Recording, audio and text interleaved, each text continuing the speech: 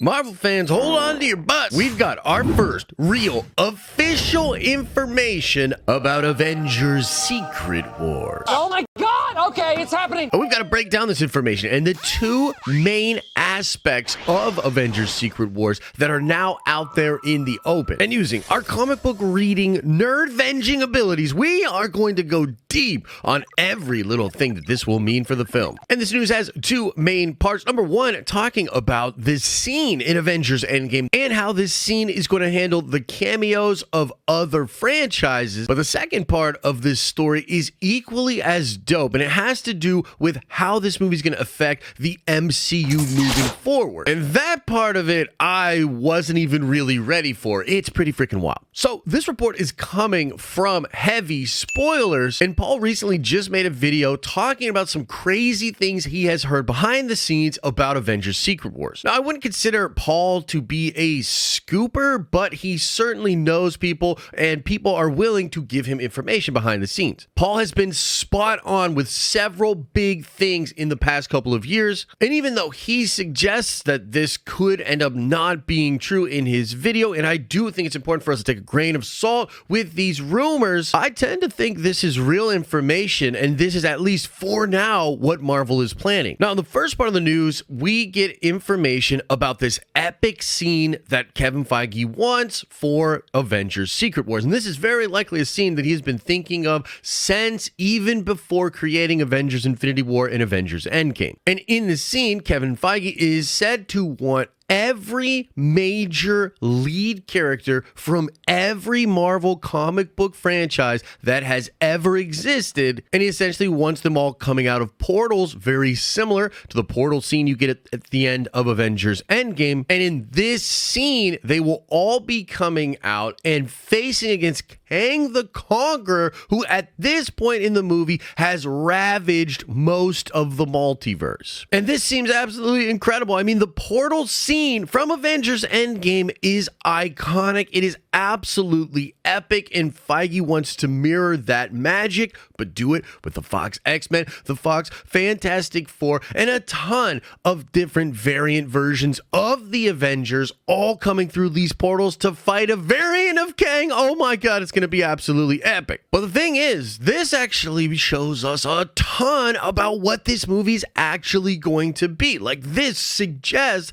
that you're going to have a story that is more like Avengers Forever than it is technically any version of Secret Wars. And I'm going to do a whole video breaking down Avengers Forever now because it is such a good story, and it's so cool, all the different things that they might pull from that story in the lead up to Avengers Secret Wars. But the basic idea here is that you're going to have a version of Kang that is assembling a group of Avengers to help defeat his future self, Immortus. And that's just the basics. I mean, it gets really wild, and I'm sure it will in the movie as well. And I think the biggest takeaway for any Marvel fan here is that this means that Kang will absolutely be the main villain of Avengers Secret Wars. This is described as one of the biggest moments of that movie, and a culmination moment where they're all going to try to fight and stop the big bad, who is Kang the Conqueror, or maybe Immortus, a variant of Kang. So while Doctor Doom may well be involved in Avengers Secret Wars, he's not going to take over for Kang and be the ultimate big bad at the end of it. And this also clears up how Feige is going to handle these multiversal variants and these different teams of Marvel heroes. Because in the most recent Jonathan Hickman story, you actually get a total Elseworld situation on Battleworld, where you see familiar Marvel characters, but they are acting as though they've always just lived on Battleworld. And it has sort of a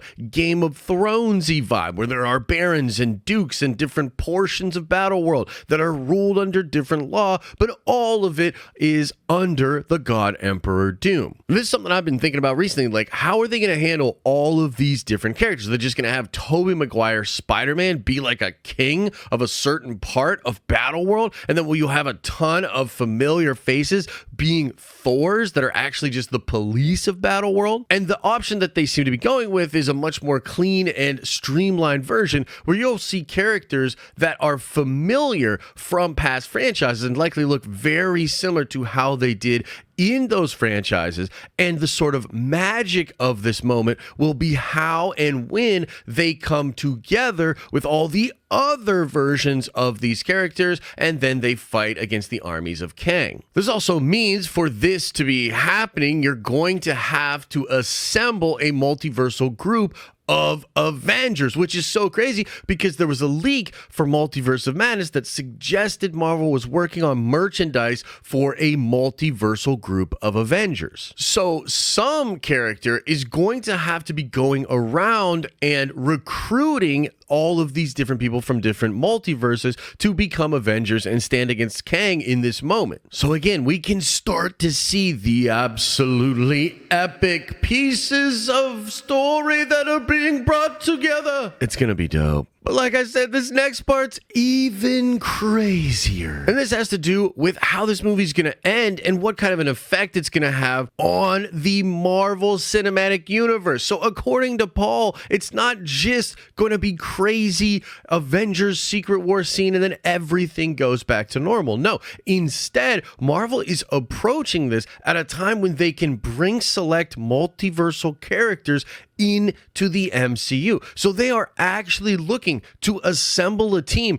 of Fox X-Men in Marvel 616. And on top of that, the current plan is that Sony will essentially just give Tom Holland's Spider-Man back permanently at this point, which has to do with the deal they are currently working out with Sony. And it's even possible that Tom Hardy Venom is going to be just simply brought into the MCU canon. So they're going to sort of streamline everything and have no more crazy multiversal variants. And instead, you'll just have that version, the 616, which will be made up of familiar faces after Avengers Secret Wars. And holy banana nut muffin on a Sunday morning, I actually think that's incredible. It will add to the stakes and the relevance of Avengers Secret Wars because it won't just be a fun like, oh, here's the cameos, here's all the fun people, this was so cool, ha ha ha, good times, and now back to the regularly scheduled MCU. And instead, we'll be taking some of the dope characters and the fun things that happen on that battle world or in that movie and then bringing them into the MCU proper. This suggests you'll get some of the Fox X-Men brought in as mutants in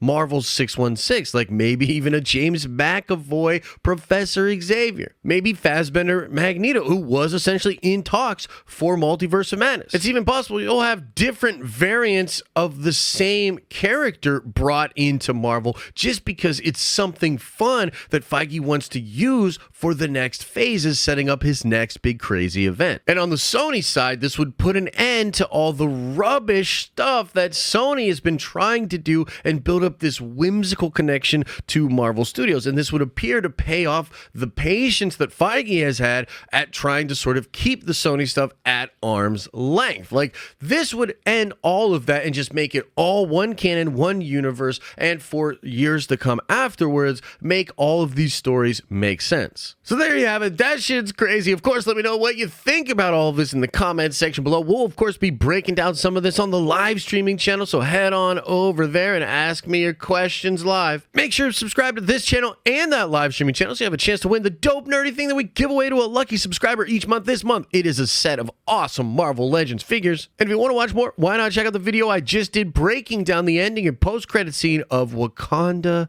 Forever.